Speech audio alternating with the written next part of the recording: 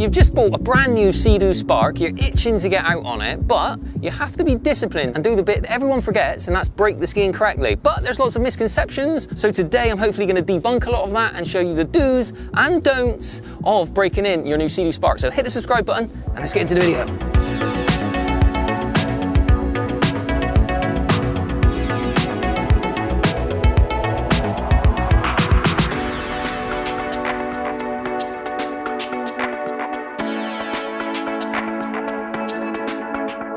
So, when you take receipt of your brand new ski, they'll always recommend that you do a break-in process, but lots of dealers like to make it confusing by some recommending 5 hours and some recommending 10 hours. Now, my recommendation is 10 hours, and at the 10-hour point, you actually have an oil change. Everything's obviously been bedding in for the first 10 hours, so it makes complete sense to obviously have a full service, oil change. Now, some people say that's excessive, but it's better to be safe than sorry, and ultimately, once you've done that thorough break-in process, you can then enjoy your ski for many years to come, and you won't really need to touch the ski until the next 50 hours, but some Sea-Doo dealers do say you have to have a service every year. I probably think that's a bit excessive. I would do your 10-hour break-in service, and then from there, do your 50-hour service. Now, small little things that I read online is things like when you're breaking in the ski, there's this misconception that you have to drive it around like Miss Daisy, don't do anything excessive. The reality is, breaking in means playing around with different throttle positions. You don't want to be holding the throttle in one position for any duration of time.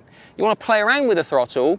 What I've also read online, and this makes complete sense, is to leave the ski in touring mode. You don't want to put excessive load on the engine until everything's completely bedded in. So, be disciplined, resist the double beep and the sport mode, and leave it in touring mode. Now, what I plan on doing today, and it is a little bit after the fact, so you have to kind of pretend, but I'll show you the correct procedure, is we're going to go out, we'll warm the ski up, and we're going to go round, and we're basically going to play around with the throttle. We're not going to be excessive. You're not going to be seeing me doing any extended wheel stands today or jumping out of the water. Even though this ski is now thoroughly broken in, people message me all the time saying, Joe, how did you break in your ski? And hopefully, by the end of this video, you've got a good idea of the sort of things that I've did. Now, I quickly want to touch on something that really, really bugs me. If you read through the Seadoo's owner manual, obviously you've read it front to back by the time you put your ski in the water, wink, wink, it says 5 hours for the braking process. Now, this drives me crazy. It kind of falls into the same category as Sea-Doo saying, never beach your Sea-Doo. But in our promo videos, we're going to beach our Sea-Doos. 5 hours probably is okay, and I'm probably being excessive being 10 hours, but from a lot of the research I did online, everyone said do a 10-hour and then have that thorough service to make sure that any swarf or anything that's in the oil is all cleaned out, and you can then obviously go crazy once you get your ski back from your first service. I also had all that filmed, so if you want to see it, then I can obviously put that on my YouTube as well. But today I'm going to stop waffling. I always waffle, get on the ski and go out and show you how to break in your ski. So let's do it. So, how to break in a Sea-Doo Spark. I must admit, I'm more accustomed to riding skis fast, not slow, so today will be interesting to say the least. Oh, we're getting near the end of the riding season here in the UK. It's getting a bit cold. So the first thing you want to do when you get on your Spark is obviously familiarise yourself with the controls, but this is not a how-to video, this is a how to break in your Sea-Doo Spark, so I guess it is a how-to video. You want to obviously become familiar with how you adjust your VTS up and down, and as I touched on before, big part of this is about playing around with the throttle position. In essence, I've got the ski in touring mode. I'm not going to put it into sport. Anytime you get on any ski, you want to have your warm-up laps, obviously, that goes like saying, but if you were looking at the throttle, you want to become familiar with just moving that throttle. A lot of people will hold it open or hold it only a little bit. You really want to get familiar with just sort of playing around with your VTS positions, also your throttle positions, and just get into grips with the power of the ski, obviously, but just not being afraid to actually play around with the positions. And that is what breaking in a Spark, like breaking in any ski, but breaking in your Spark is going to comprise of. The reason why you leave it in touring mode is it's not putting so much demand actually on the ski, so you're not having to ask the ski to do so much while that engine's bedding in. I also play around with the actual VTS position just to get a sense of, you know,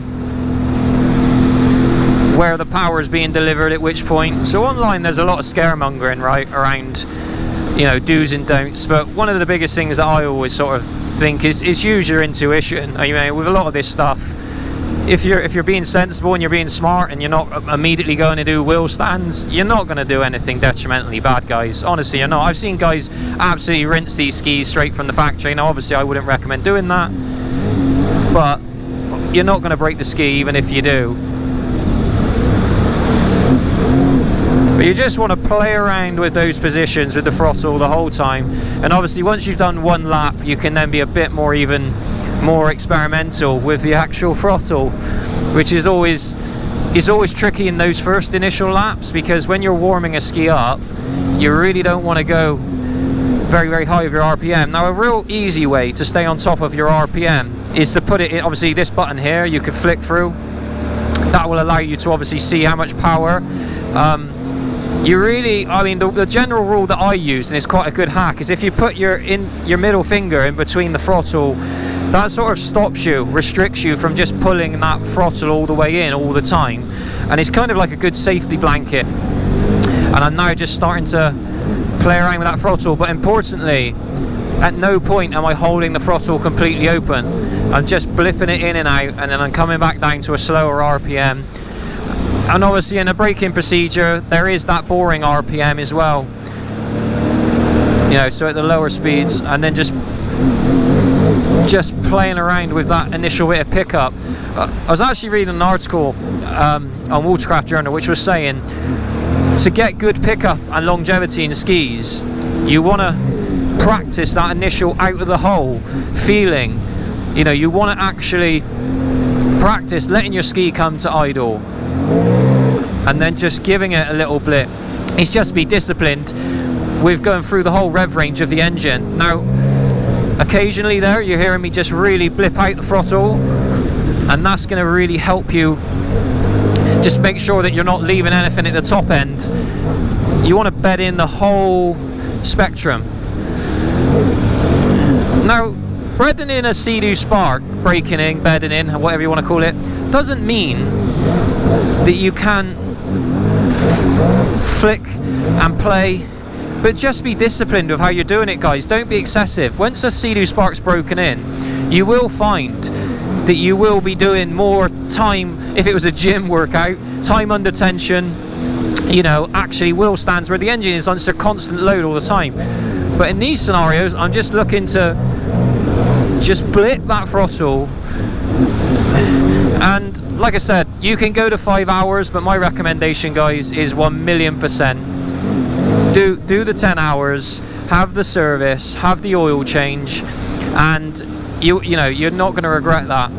Breaking in is almost like a discipline-based endeavour.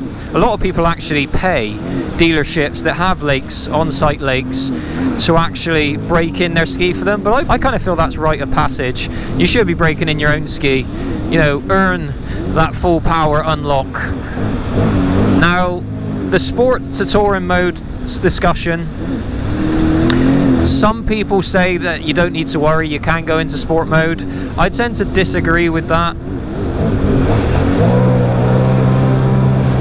As I mentioned before, keep the ski in touring mode. You don't want to go into sports mode. Sports mode will put excessive amounts of strain on the engine, and when everything's bedding in, that's the last thing you want.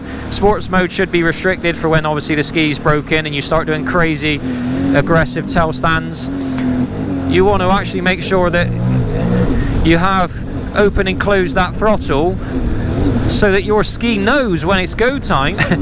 Would you go into the gym for the first time and start lifting a really heavy weight and putting that demand on your body? No, you'd build up to it. And that's the same way with a ski. And then just up through the... So you can see there, I'm not afraid to just open up the ski, you know, for a little period, just to make sure that everything's opening and closing as it should.